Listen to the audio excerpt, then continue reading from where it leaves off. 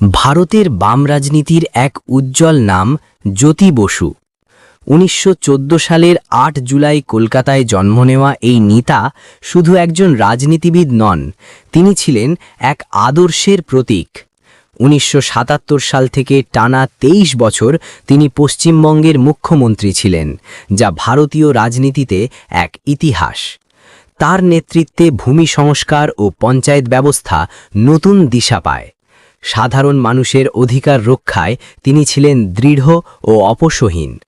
১৯৯৬ সালে প্রধানমন্ত্রী হওয়ার সুযোগ এসেছিল, কিন্তু দলীয় সিদ্ধান্তে তিনি সেই পদ গ্রহণ করেননি, যা পরে তিনি নিজেই ঐতিহাসিক ভুল বলে উল্লেখ করেছিলেন। শান্ত স্বভাব, স্পষ্ট বক্তব্য আর দীর্ঘ রাজনৈতিক অভিজ্ঞতায় জ্যোতি বসু আজও বাংলার রাজনীতিতে এক অধ্যায় হয়ে আছেন। এমন আরও ঐতিহাসিক ও অনুপ্রেরণামূলক ভিডিও পেতে এখনই সাবস্ক্রাইব করুন আমার সুখদেব অফিসিয়াল ইউটিউব চ্যানেল। আপনার একটি সাবস্ক্রিপশনই আমাকে আরও ভালো কন্টেন্ট বানাতে অনুপ্রাণিত করবে। ধন্যবাদ।